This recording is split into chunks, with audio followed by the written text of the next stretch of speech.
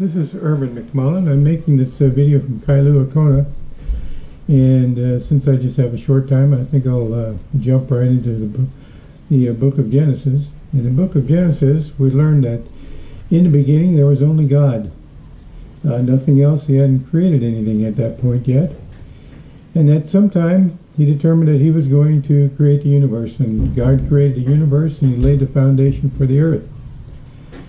And then somewhere in that time frame, he created some beings that would do his biddings, and we call them angels.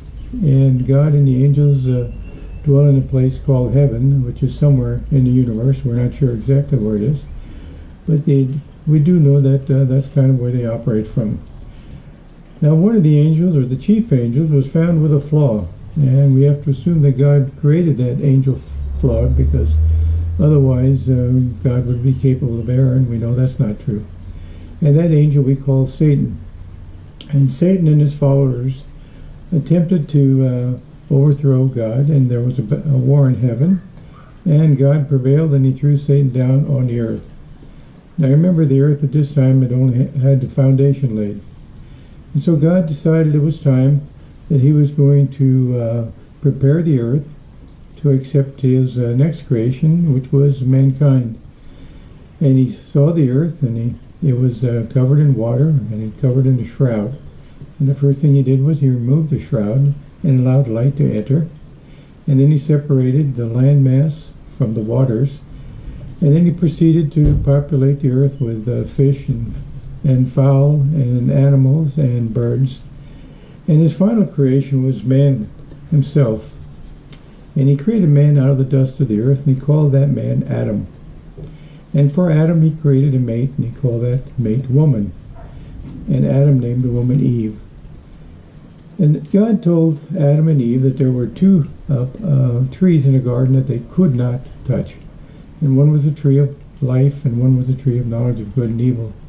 And they obeyed God. And we don't know how long they stayed in the garden, but we do know that at some point that Satan, that had been cast down earlier, had access to the garden, and he tempted Eve, and she tempted Adam, and ate of the fruit of the knowledge of good and evil. And God punished him by exiling him from the garden, and he placed him in the real world. Satan, God told, would eventually be overthrown by one of Eve's seeds, and that seed we know as the Messiah. And the Messiah would not only destroy sin, but he would destroy Satan. And that would occur in the future. Now, Adam and Eve lived in the world for quite a length of time, and they procreated, and the population increased.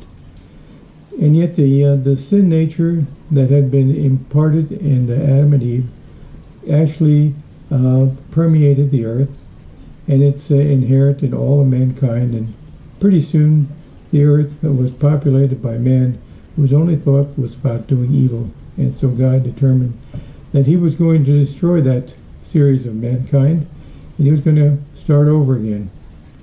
And he selected a man named Noah, and Noah and his family, and through Noah and his family he was going to repopulate the earth. And he told Noah that he was going to destroy the earth by water, and so he instructed Noah to build a vessel to hold Noah and his families and the animals that God designated to be saved. And then God brought a deluge and flooded the earth, and all things were killed. When the water subsided, Noah and his family exited the ark and the animals, and they began to repopulate the earth. And as an incentive, God changed the languages of the men so they would separate. And these men and women continued to propagate, and they continued to fill the earth. And now it was time for God to begin his process, leading to the Messiah that would eventually make all things correct. And he chose a man named Abraham. And he went to Abraham and said, "If you will follow me, I will give you a land, and I will make you into a great people, and all the nations and all the peoples of the world will be blessed through you." And Abraham obeyed God, and God gave Abraham a son, Isaac, through whose seed Abraham would flow.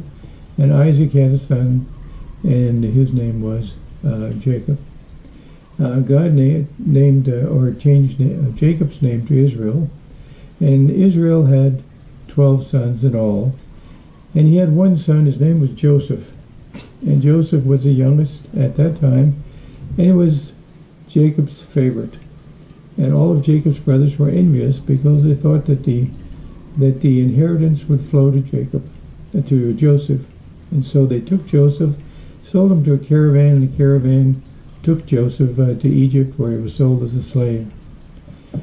Now Joseph, through the act of God, was able to interpret dreams, and that knowledge became available to the Pharaoh.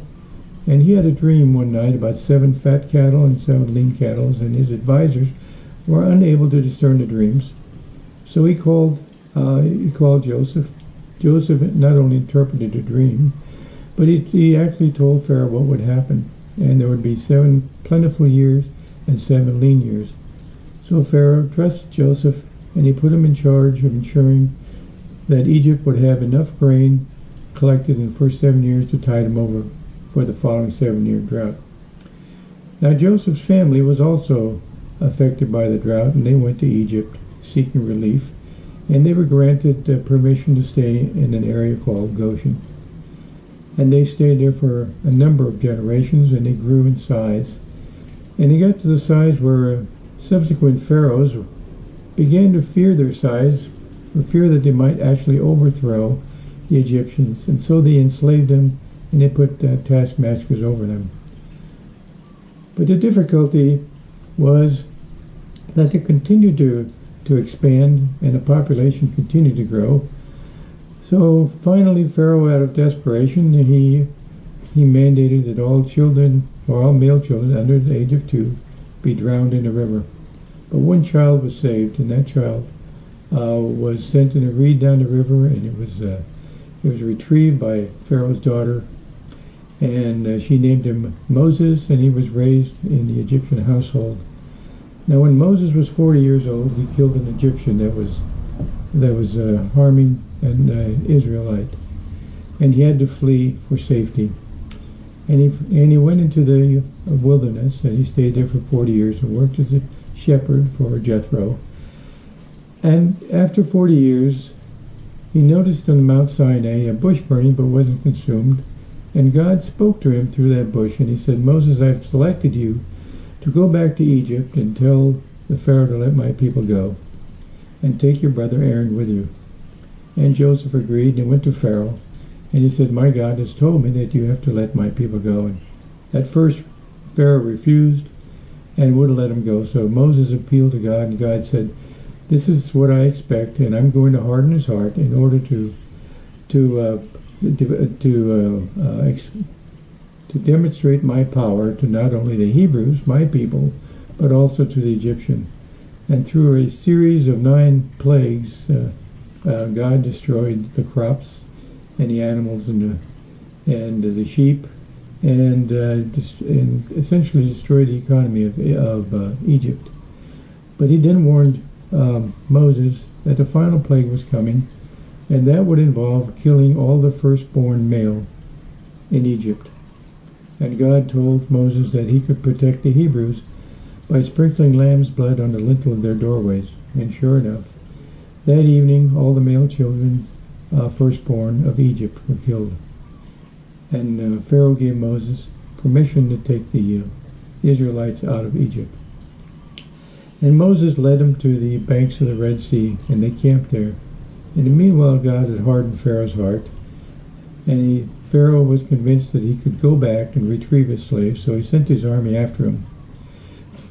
And when the Israelites saw this, they appealed to Moses, and through God, Moses parted the sea, and the Israelites had a pathway through the other side. And when they got to the other side, God allowed the Egyptians to pursue them, and when all the Egyptian soldiers were in the midst of the sea, he closed the waters and drowned them all. And then they moved to Mount Sinai, and God gave Moses the 10 Commandments and the laws and all the requirements and directions for building an outdoor tabernacle and the Ark of the Covenant. and all the people agreed to follow God. And then he led them to the promised land. They got to the borders, and it was everything they thought it should be, and they were excited. But before they went in, they sent spies. And spies went and reconnoitered the land, and they came back and said, "This land is everything that you said it was, except the inhabitants are too powerful, and they will surely kill us." And so they refused to enter. And as punishment, God told them that they would wander for another 39 years in the desert until all those that had refused to go in had been killed. And 39 years later they came back again to the promised land, and they stood at the borders, and Moses died. Now Joshua took over, and God told Joshua, "You will go into the land, and you will defeat all the people there. And when you do, you will kill them, and you will kill their families, and you kill all their livestock, and you will not take possession of anything they own." And they agreed. Now he said that the first city you would encounter would be Jericho. And it was a powerful city. And God said, "I will help you, and I will destroy the city for you." And that came about. And then that process continued. Joshua was successful throughout the land. He defeated all of his enemies. And when there was relative peace, God divided the land among the 12 tribes. And then after the land had been subdued, Joshua died. Now for the next 300 years, the people pretty much worked under a theocracy. They worked directly under God's commandments. And when they needed help from their enemies because they had strayed, God sent a leader down, and they were known as judges in those days. And this time continued for about 300 years. And after about 300 years, the people insisted that they have a king in order to be like the other tribes in the area. And God was not pleased, but he relented and allowed them to have a king. And they selected Saul. And Saul was an impressive person, and he apparently looked kingly. And so God anointed him king. And he was a good king at first, but he immediately disobeyed God. And so God took his blessing away, and he imbued him with an evil spirit. And he told Samuel, "I want you to go to the house of Jesse, and there's David, and he will be the next king." So Samuel went and anointed David, and David was going to be the future king. Now, a little while later, the Israelites were at war again with the Philistines. And the Philistines had a champion they called Goliath. And Goliath challenged him, but no one would come forward. So as the story goes, David went to Saul and said, I will challenge this guy." And we all know the story. He took a sling, and he took 5 smooth rocks, and he swung it, and he hit Goliath in the middle of the forehead.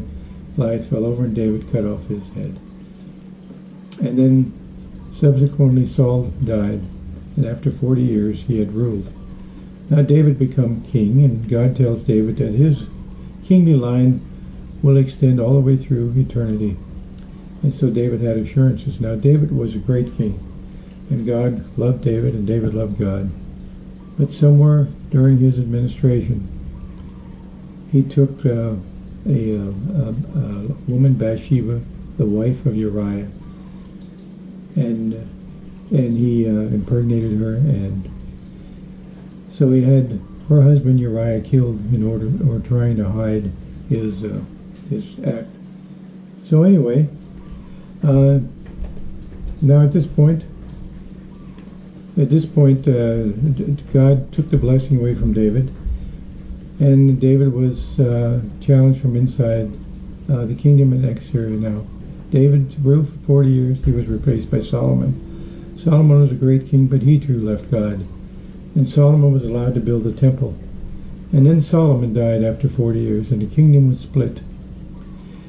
The kingdom was split with the southern 2 tribes taken over by Solomon's son, the northern tribes by one of Solomon's generals. And then what happened was the northern tribes only lasted 200 years, and they were defeated and scattered through Assyria. The southern tribe was eventually taken over by Babylonians, and they destroyed the temple and the Jerusalem wall. Now, an interesting thing happened. One of the captives was a man named Daniel. He went to Babylon, and God gave him a vision. He said that 70 weeks of years were allocated, 490 years, and after 69 weeks, the Messiah would be cut off. And that time would start when they were given permission to go back to the land and rebuild the walls of Jerusalem and rebuild Jerusalem. And the Old Testament scriptures pretty much end there, except what happened was there were some historical events that were significant. First of all, the Assyrians continued to control that land for another 100 years.